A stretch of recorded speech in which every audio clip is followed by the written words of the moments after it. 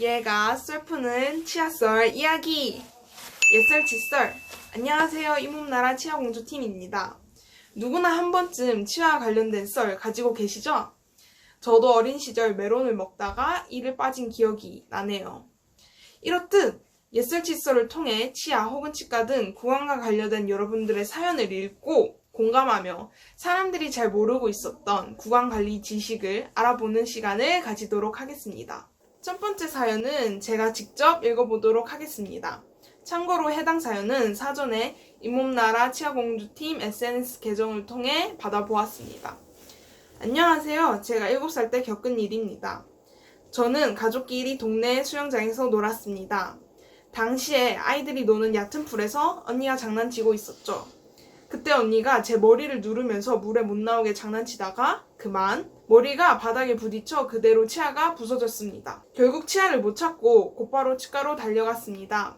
치아를 못 찾아서 걱정하고 있었는데 다행히도 의사 선생님이 인공치아를 이용해 말끔하게 고쳐주셨어요. 가짜 치아이긴 하지만 본 치아와 유사해서 아직까지도 잘 사용하고 있답니다. 그때 우리나라의 치술이 정말 발달했구나 느낄 수 있었어요. 그 사건 이후로 저는 치아의 소중함을 알고 장난을 덜 치려고 노력했던 기억이 나네요. 사연자분 큰일 날 뻔 하셨는데 다행히도 치료 잘 된 것 같네요. 사연자분이 말하시는 인공치아는 대표적으로 틀니, 임플란트 세 가지가 있는데요. 아마 임플란트를 하신 것 같네요. 만약에 치아가 갑자기 부러진다면 어떻게 대처해야 될까요? 먼저 출혈이 심한 경우에는 지혈을 통해 출혈을 멈춰야 하며 우유나 식염수, 스포츠 음료에 담아 가시면 좋습니다. 치아가 완전히 부러진 경우에는 신경이 노출되기 때문에 곧바로 병원에 찾아가야 되는데요. 이때 시간이 가장 중요합니다. 빠진 후 1시간 이내에 다시 심고 주변 치아에 고정시키면 건강하게 회복할 수 있습니다.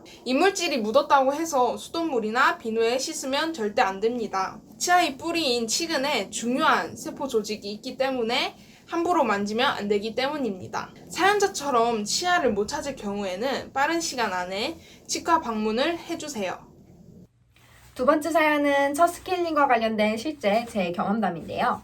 고2 때 저는 여느 날처럼 열심히 양치질을 하고 있었어요. 근데 그날따라 잇몸도 팅팅 붓고 치아와 잇몸 사이가 벌어져 있던 탓에 그 부분을 칫솔로 그만 찔러버린 거 있죠. 인터넷에 검색을 해보니까 잇몸이 붓는 게 치석 때문일 수도 있다고 했어요. 그래서 저는 난생 처음 첫 스케일링을 받기로 결심을 하고 치과에 가게 됩니다. 치과에 가니 의사 선생님께서 역시나 제가 나이에 비해 좀 치석이 많은 편이라고 하셨어요. 제가 어렸을 때부터 양치를 좀 안 했던 탓이었어요. 첫 스케일링을 받기 위해 치과 의자에 누웠더니 스케일링을 해주시는 분이 그러셨어요.